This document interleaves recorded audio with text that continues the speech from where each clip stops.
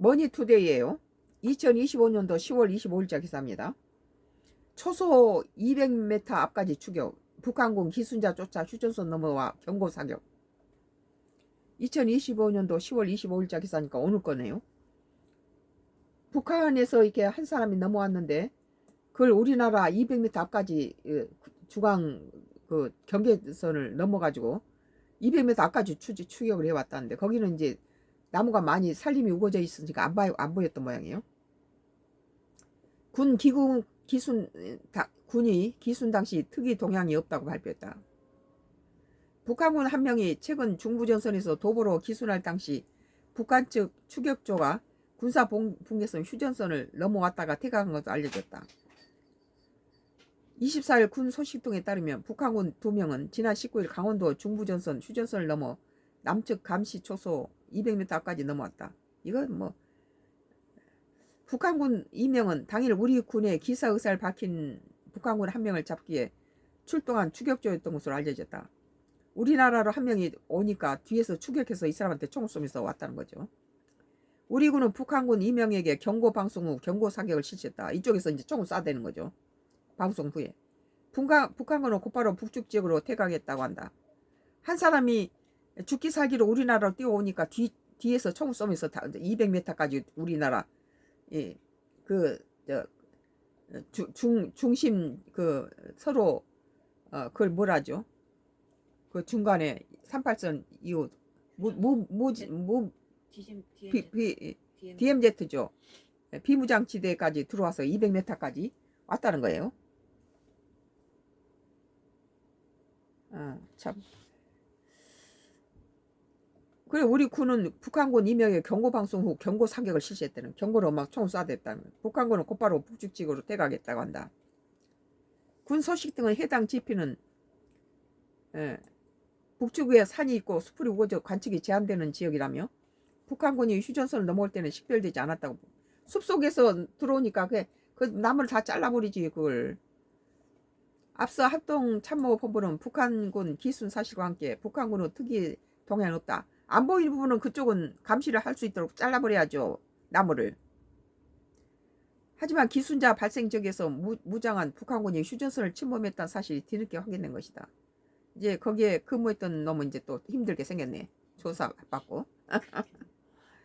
합창은 북한군 기순은 당일 오전 7시고 북한군 2명의 침투는 오후 2시였다고 설명했다.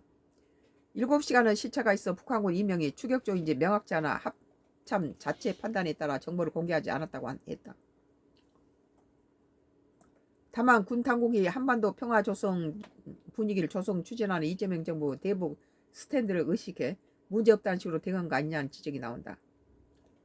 최전방에서 경고 사격까지 벌어진 상황을 알리지 않는 것은 북한을 자극하지 않게 한 것이 아니냐는 비판도 나온다. 정동영은 트럼프 김정은 전쟁 끝낼 기회에 잡아 한국 배제 미북 종전협상 거론에 헌법상 영토 주권 위배 지적도 라는 기사가 나와요. 그럴 수 있다는 거예요.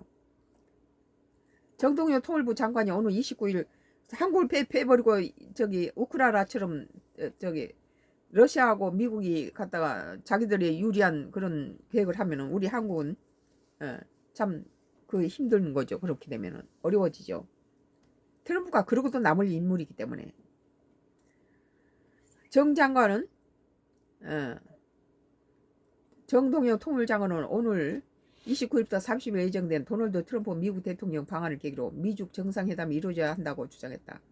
문재인 정부 때 이렇게 발판을 만들어 놓은 것을 윤석열 정부 들어와서 이 남북 문제를 다 이렇게 망쳐놨잖아요. 다시 회복시키려니까 이게 어려운 거예요. 정 장관은 24일 정부 서울 청사에서 기자들과 만나 미북 정상회담 필요성에 대해서 1% 가능성도 놓치고 싶지 않다는 심정이라며 이같이 말했다. 정 장관은 북미 정상이 이 기회를 놓치면 안 된다며 만남을 결단해야 한다고 강조했다. 이어 다른 시간에 북미 정상회담을 추진하기에 실무적으로 많은 준비와 논의를 거쳐야 한다며 이번 주는 훨씬 더 어려울 것이라고 주장했다.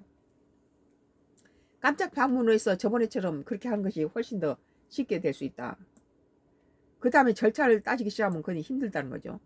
그런 트럼프 대통령이 나는 전쟁을 시작하는 사람이 아니라 끝내는 사람이라고 강조했는데 정말 72년 남북전쟁 끝낼 수 있는 길이라고 생각한다며 트럼프 대통령과 김정은 위원장 정말 하늘이 준 기회를 잡았다고 생각한다고 했다. 만나라는 거죠.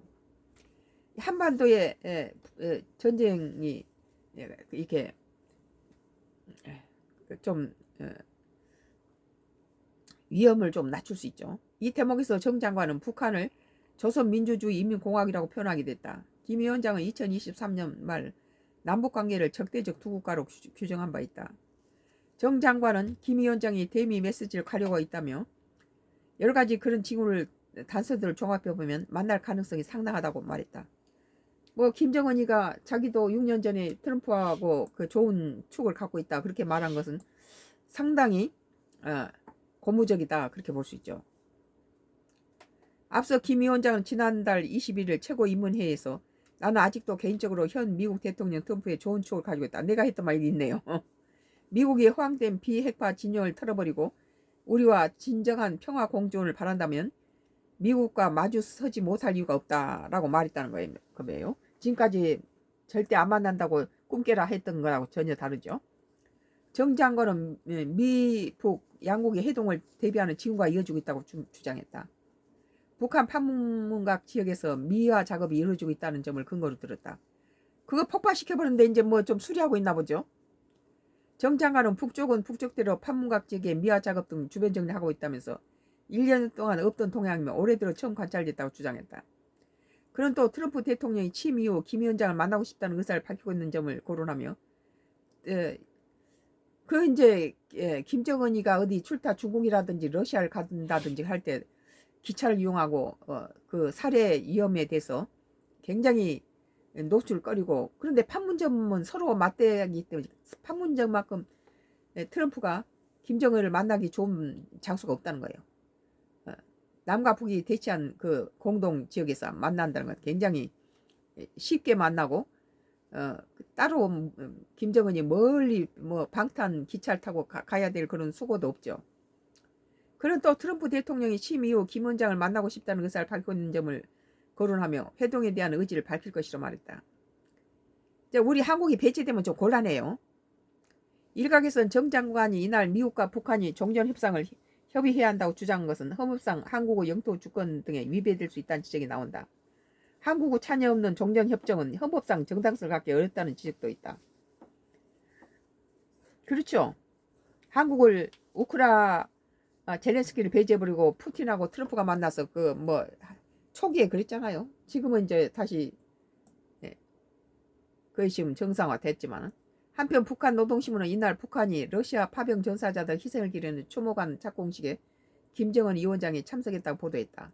김 위원장이 이 자리에서 바로 오늘부터 1년 전 우리 원정 부대 전투원들은 마지막 대우가 러시아로 떠나갔다며 성스러운 그 발걸음부터 조선과 러시아 두 나라 관계가 한전호에서 피를 주고받는 가장 높은 신뢰관계로 승화됐다고 주장했다. 그러니까 이제 우크라 러시아 전쟁을 통해서 북한이 러시아한테다 많은 군사를 보내고 거기서 또 많이 죽었다는 거예요. 그리고 또 그 달러도 많이 경제적 지원도 받고 또 무기 핵 기술도 많이 전수받았다고 보는 거죠. 그리고 이제 원유라든지 여러 가지 중국한테 필요한 것들을 많이 원조를 받았어요. 그래서 북한은 어느 때보다도 경제적으로 지금 우크라 러시아 전쟁을 통해서 군사 무기를 24시간 총 공장을 돌려서 그 총알이라든지 여러 가지 군사 물자를 러시아에다 팔아먹어서 상당히 좋아요 지금. 오늘 머니투데이 2025년도 10월 25일자 기사 초소 200m 앞까지 추격 북한군 기순자 쫓아서 휴전선 넘어 경고 사격 에 대해서 나의 성각으로서 나의 정치 코멘트를 했습니다. 뭐 이 대통령이 경주 한겨레 신문이에요. 뭐 K푸드에 대해서 광고를 하고 있네요. 잠시 후 하겠습니다.